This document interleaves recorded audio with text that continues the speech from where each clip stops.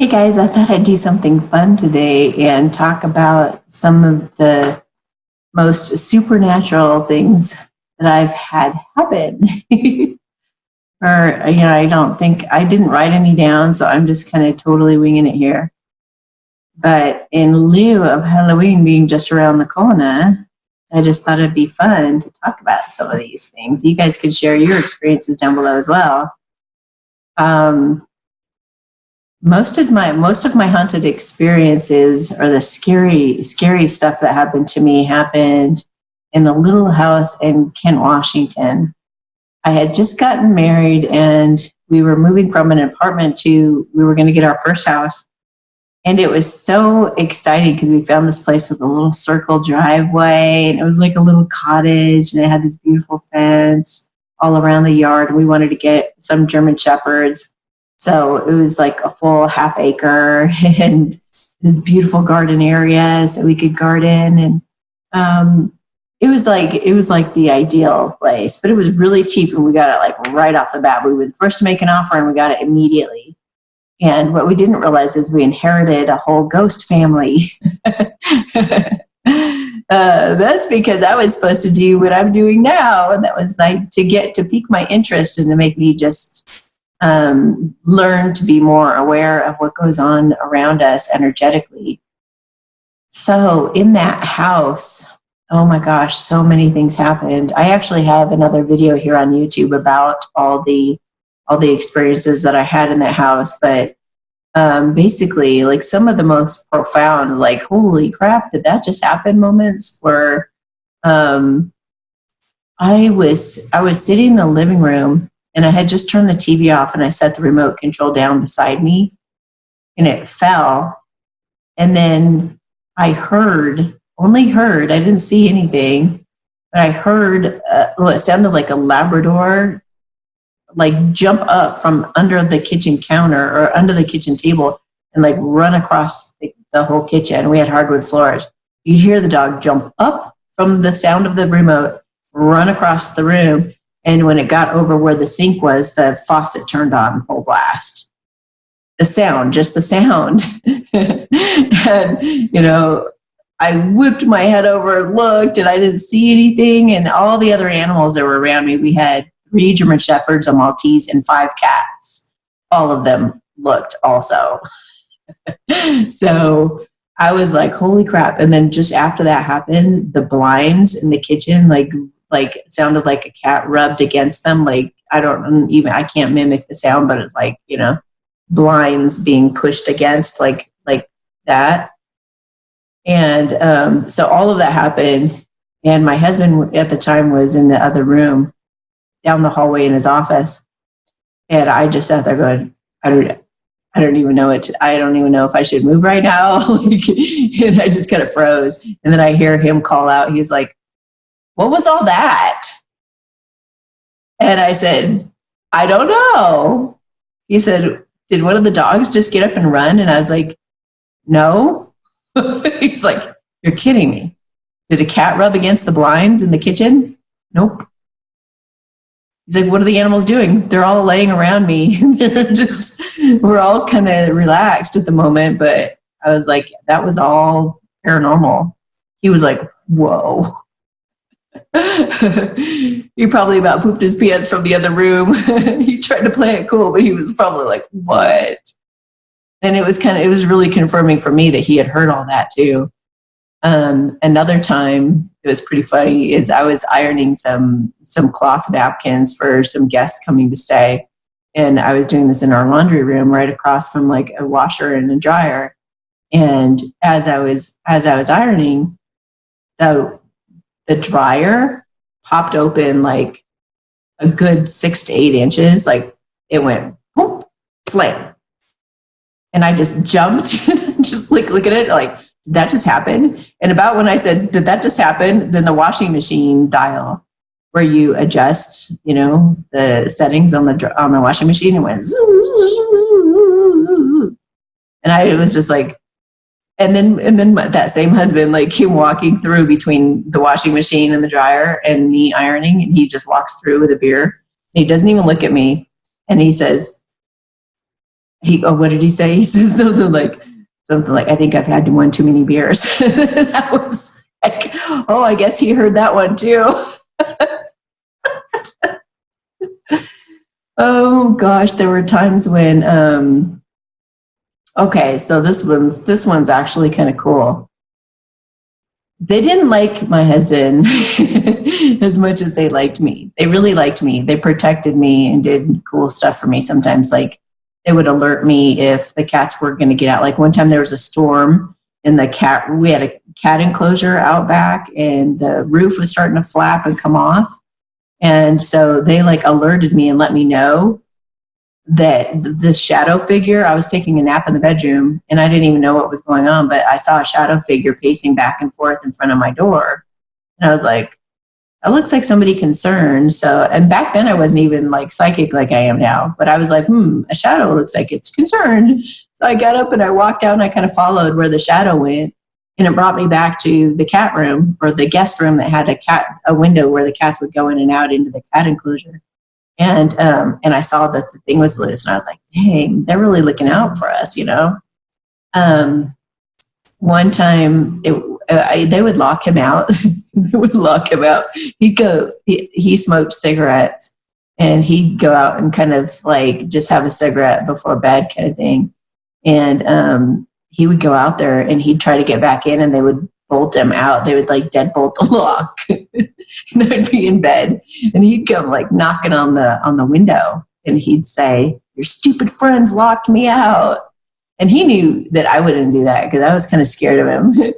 So it was pretty funny that he acknowledged that it was them and he knew that I would never do that. So I went and let him in and whatever, but I was always kind of snickering like, that's pretty cool. There was one time when I was sitting on the end of my bed, just kind of like winding down for the night, taking off my shoes and that kind of thing. And all of a sudden I felt like there was something up in the corner of the room. I didn't see anything. I could just feel it. And it just kind of felt like a big energy. All I could think of to describe is like big. And it got bigger. And I started like leaning back, like, is this thing coming at me? Is it going to do something to me? Like I could tell, I had no idea what the thing was because back then I didn't know anything. And I just felt the energy get bigger and bigger as it got toward me. And then I knew it's like fight or flight. You know, either I yell at this thing and tell it to go away or something, or I'm going to let it do whatever it's planning to do. Or, you know, I was trying to feel into whether it was nice or if it was mean, you know. So I just kind of like had this quick little flutter of my heart, like, shit, I don't know what to do, like for just a second. Then I was like, I think it's good. And about that moment, and now that I look back on it, I think that was a test as to my own heart. Like, I think if I would have believed it was bad, then it would have been. But I think in that moment, it like showed my soul to this being that then went into my body. Swear to God, I've never had anything happen since like this. I'll tell you about that one too. Okay, so he comes in, or it comes into my body. And what that felt like was just, it got closer and closer and closer and closer, and then it consumed me. And my consciousness was like taken over. And I just felt completely and totally at peace. It was like I didn't have a worry in the world. It was like Office Space, like in Office Space when he was hypnotized, exactly like that. I was like, And at that time in my life, I was worried about a lot of things. I was worried I might get a divorce. I always worried about that because we were a mismatch, I guess. But it was like I was always worried about money. I was always worried about divorce. There were a lot of things on a long list of things, like would I get fired? Could I keep my job? It was just a long list of worries. And in that moment, when that thing took me over, I'm assuming it's an angel now. Yes, they said. But it's like this angel takes me over. And I was just consumed with joy and peace and awe. And I thought, is this how we really are? Is this our true nature? Something told me it was how we're supposed to be.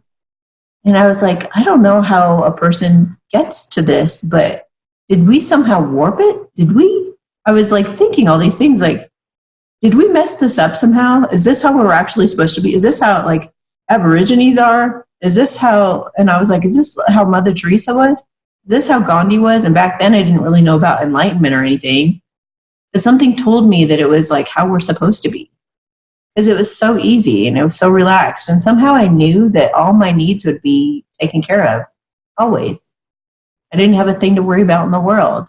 It was the most incredible feeling. I cannot even describe, you guys. It was just absolutely unreal. And then my husband started coming in the door from the cigarette. And when the door opened, it started to go away from me again, back up to the same corner, but it started to pull away from me and I could feel my humanness coming back. I could feel like it was leaving and I was left with, oh no, problems again. Oh no. And so I started reaching up for it. I was like, don't go. And I started crying. I was, please don't go.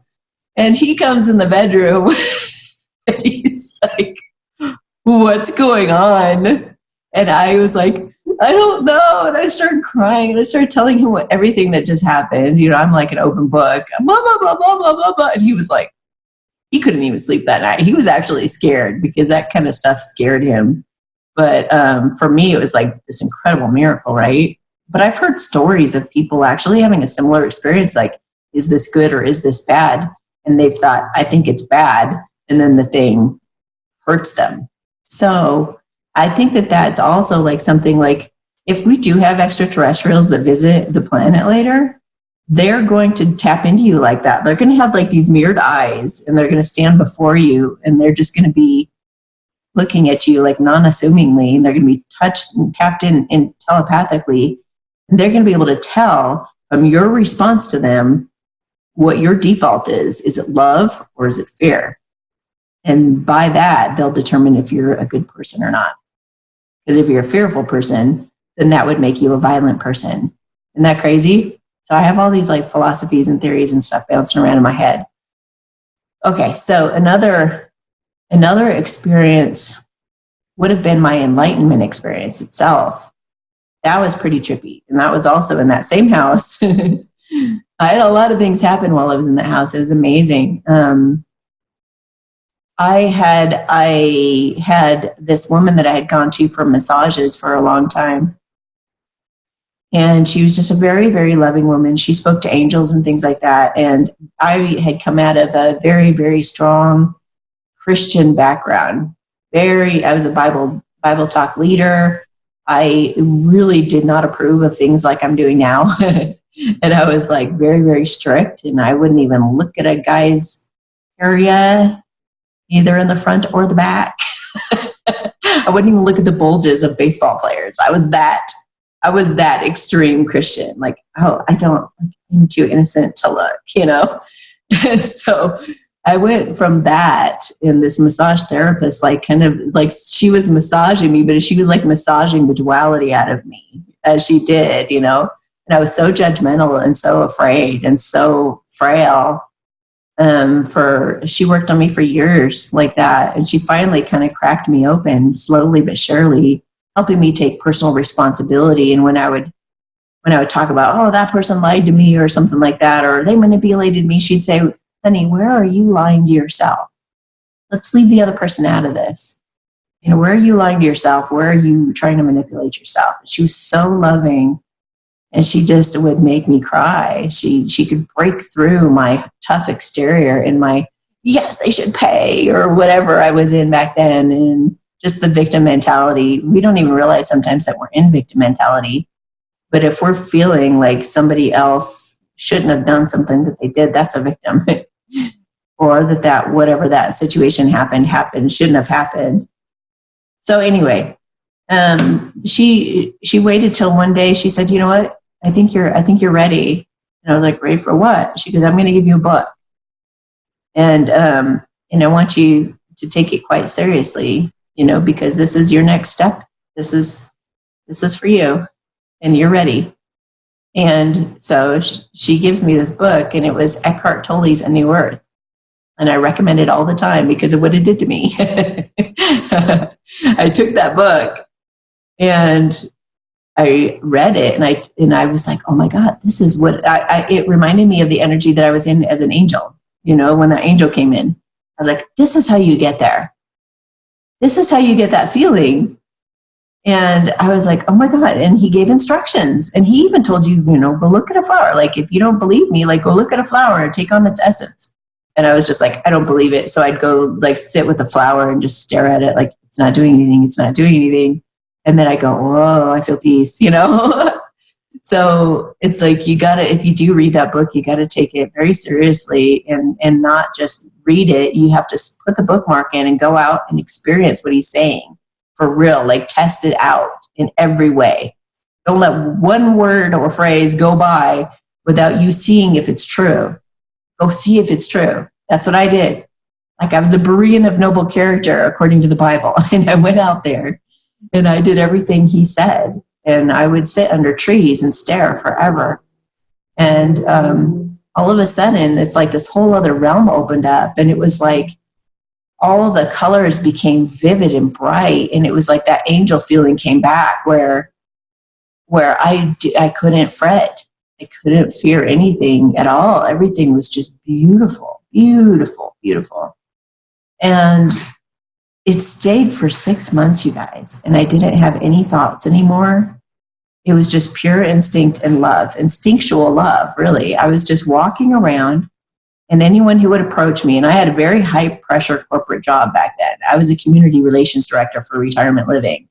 And I kicked ass at it. And I earned a lot of money doing it. But I will tell you, we are master manifestors when we're in that state. It was unbelievable. I wasn't human anymore. And I would just walk around and I would just know exactly what to say to everybody who would interact with me. It was just miraculous. And they would cry.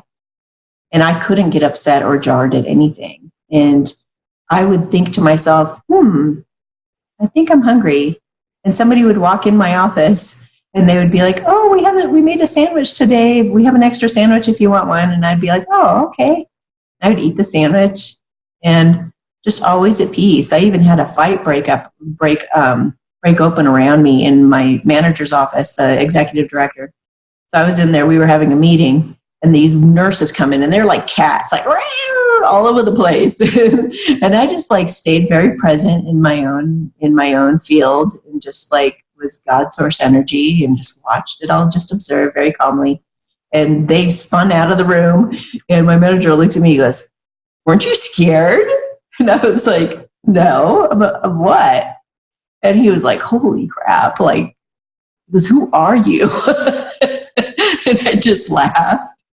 And he's like, whatever you're up to, whatever magic you're doing, like, keep it up. This is incredible. And he would say something like, you know what? We'd have a meeting. You know what? We have 10 rooms to fill, and these are like $3,000 to $5,000 rooms, some of them even more. And he'd be like, we got, 10 to 15 rooms to fill. And I'd be like, okay. I would contemplate it for a moment and I go, okay. And when I said, okay, it was done. I manifested like boom. And it was like people came pouring in the door literally within about a day or two. All those rooms were filled. And that's unheard of. I mean, rooms can sit for weeks, sometimes months. And it was filled just like that because I decided, yeah, it sounds like a good idea. I think that would be lovely. And they all just started pouring in the door and they all came in the door and they were like, we've already made up our minds. We want to be here and we trust you and we want to be in your community. And I'd be like, all right, it's indescribable. It was such an incredible experience. And I was just so filled with love that I was like, this is how humans are. This is our nature. The other stuff is ridiculous. Like running around worrying about things is ridiculous. And I would even be driving and I knew that God source energy was driving in me. There was something that had inhabited my body where Amy was now like way somewhere back here kind of observing and being like, wow, this is really interesting, But really it was like an awareness of what was going on, but something else had inhabited my body, and whatever that was, it was pure love. So, I came out of it. Though. You have to pass you have to pass tests. Once you become enlightened, you've got to like not allow any more hooks. Sarita Sargadata Maharaj says, make straight your hooks and you'll find freedom. So, but if you hook into anything, then you'll get brought back to the pain of humanhood. It's pretty awful. And I did. I was brought back to being a human again, and it was tremendous suffering for years because I kept remembering what I was for those 6 months and comparing it, and I went through a very, very, very, very, very deep depression for a long, long time. Qigong helped me get out of it. And that's how I started my healing, like learning how to be a healer, using Qigong and stuff like that. And then I started studying Enlightenment, like in retrospect, kind of like, what is Enlightenment anyway? What happened to me? What was all, and all that kind of stuff. And then I had to ultimately let go of the whole thing and not even care that it ever happened again. And that's when I really, really found freedom. So I consider myself still enlightened, but dummied down to be able to talk to normal people now. And so it's like, I could switch just like that again and I'll just shoot right up, boom, just be gone. But I'm choosing to be here right now with you guys to help y'all out. So another experience that was really pretty incredible is I went to an Osho retreat.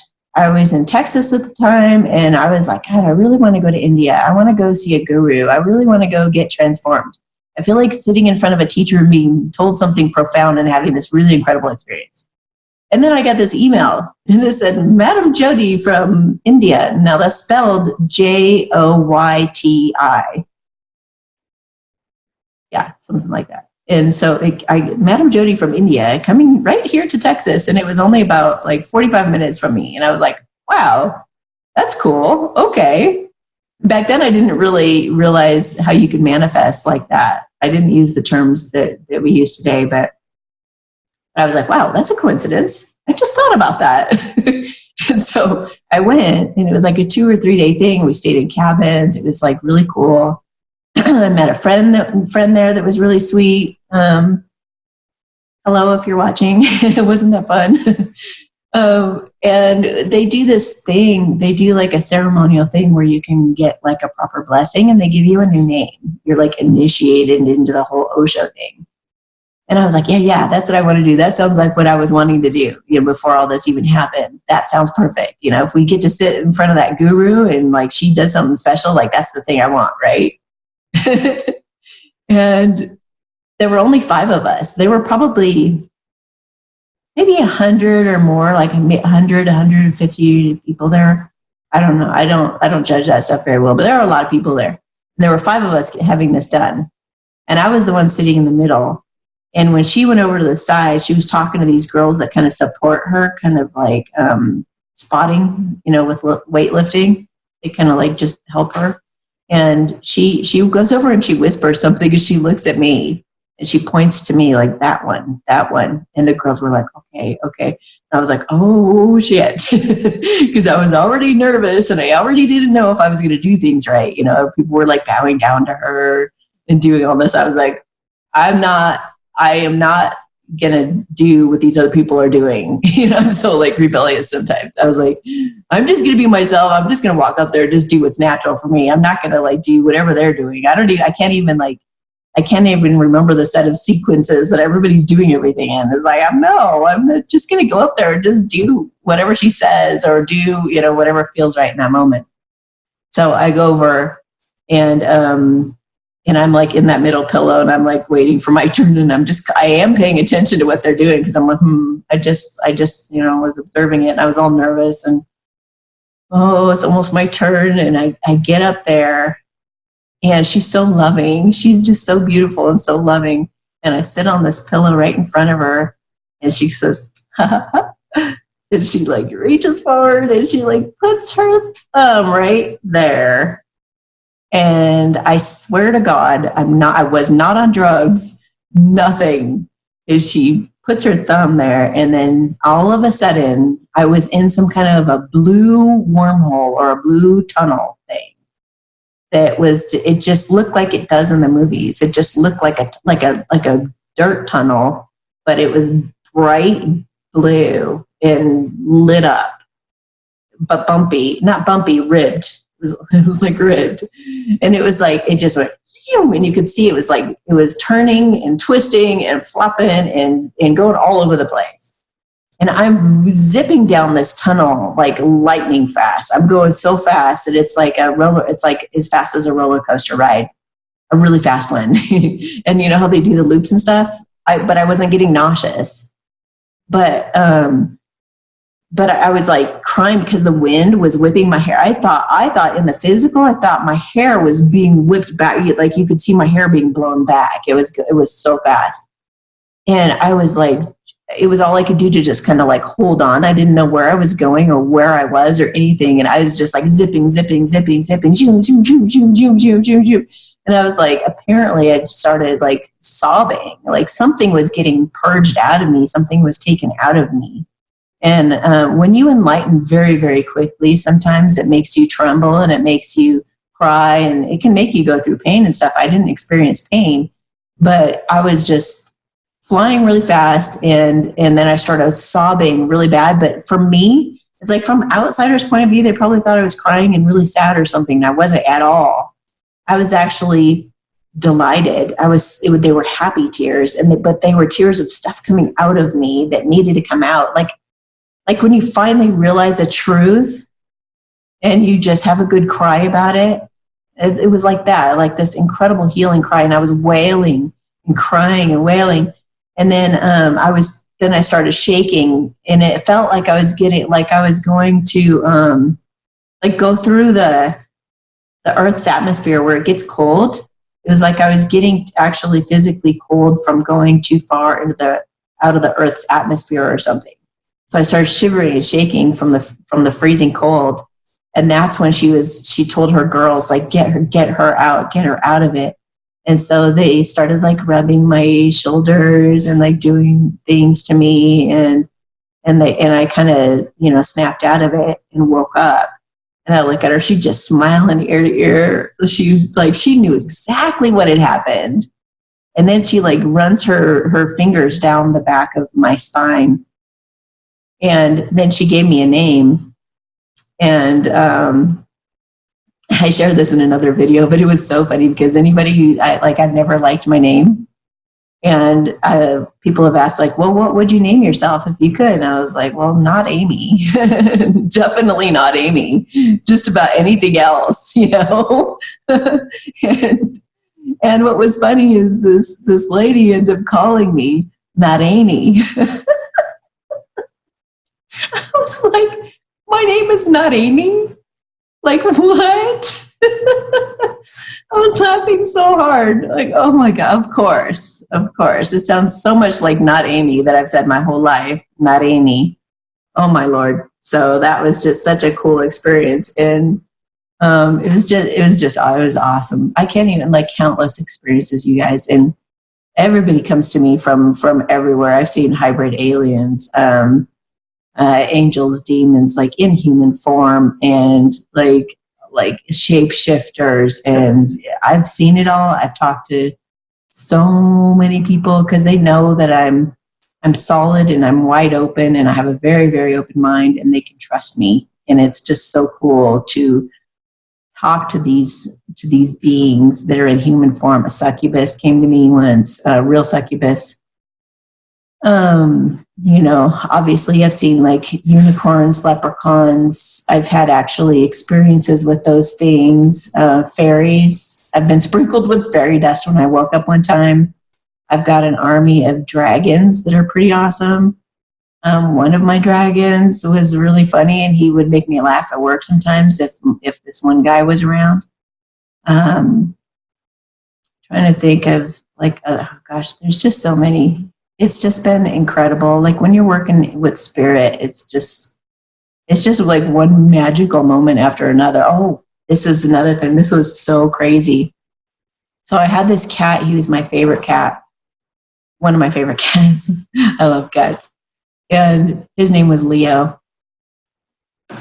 Leo lived with me in an apartment after I left that husband that I was talking about.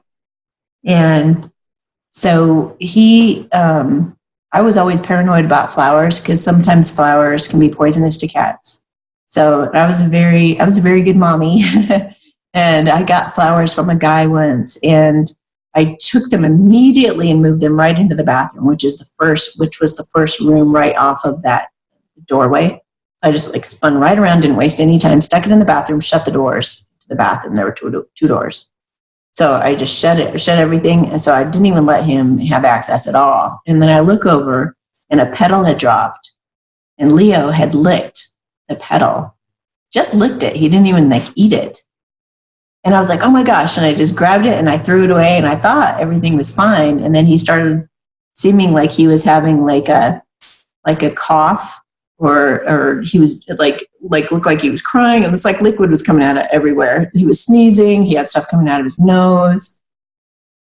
And I was like, oh my gosh, I think he's got a cold or something, you know? And I took him in, and he ended up having kidney failure. And they said, he's dying. There's nothing you can do. And I was like so mad. I was so mad at the guy because I didn't even like him. He was trying to brown nose me, and he was trying to get in, and I didn't even want to be with him anyway. So then I was already kind of ticked off at him. And then it's like, this happened to my cat. I was like, oh my God, you killed my favorite cat. And, you know, I mean, in retrospect now, obviously it was all meant to be, and I realize that now, but at the moment I was pretty mad. And so I'm sitting in the vet's office, and I had just put my German Shepherd down, my young 2-year-old German Shepherd, because she had a degenerative disease in her back, and she had to be evacuated every few days. And it was like $200-$300 every 3 or 4 days for her to be able to pee or poo. And she couldn't be fixed. So they had to put her down, and my husband wouldn't show up to help me. I had to do it by myself. And I had my beautiful favorite German Shepherd in the world draped over my lap that I trained from a very puppy, that I had to put to sleep at 2 years old, like 2.5 maybe. It was so devastating. And then here was my cat like 2 weeks later, and I'm holding my cat, just having had my German Shepherd die. And I'm holding my cat, and I'm bawling my eyes out, and I'm like, I can't take anymore. I just can't take anymore. The divorce, the dog, the cat.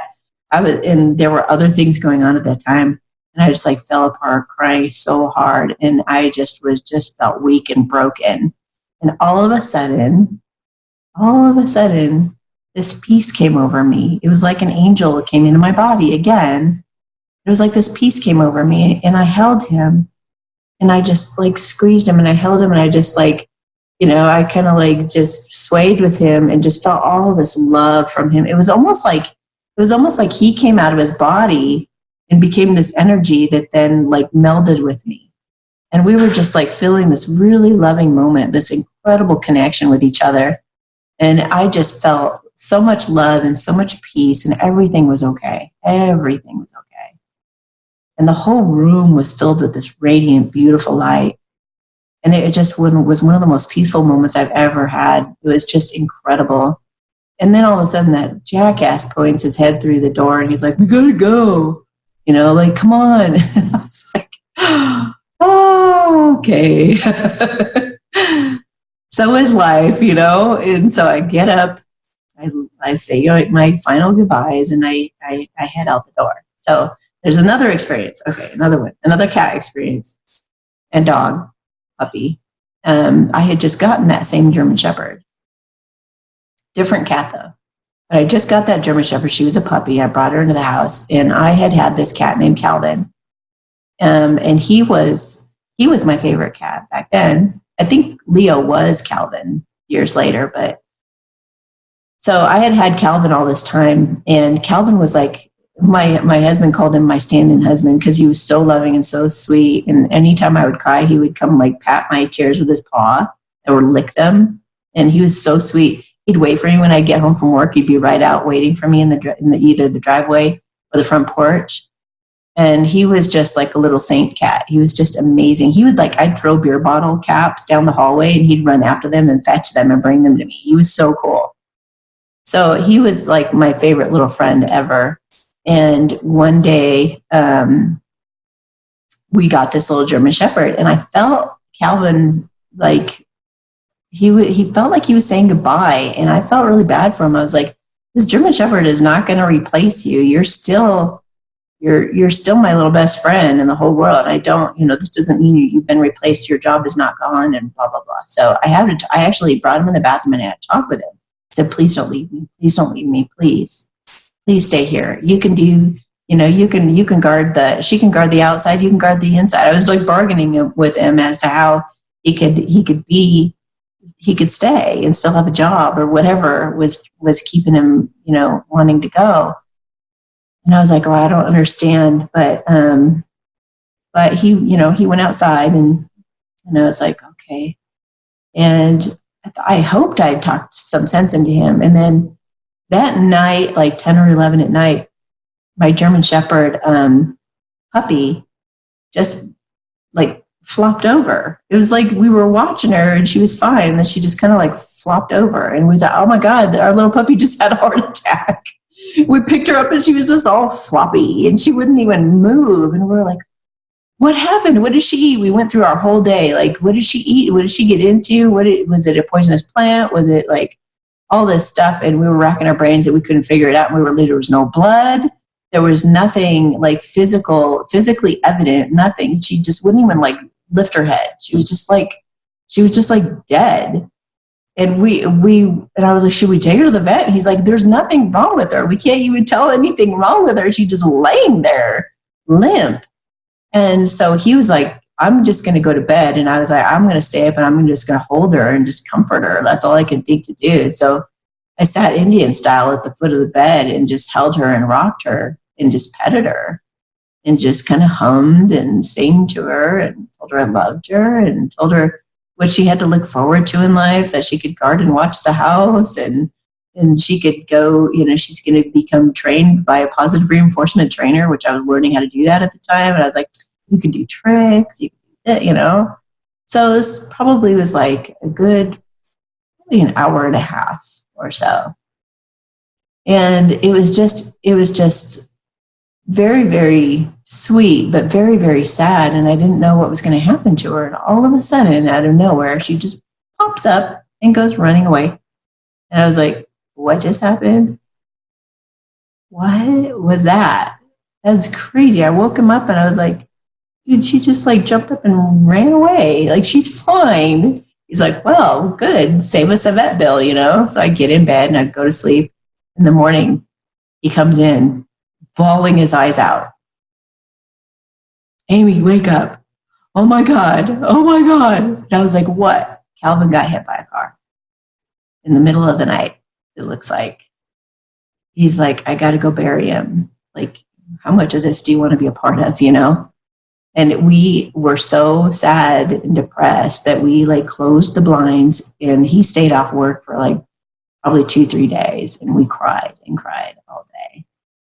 So then it was like years later, I didn't even know the correlation till years later. I talked to a pet psychic and she said, you've experienced something extraordinary that I've never even like seen. I've seen it like one time before.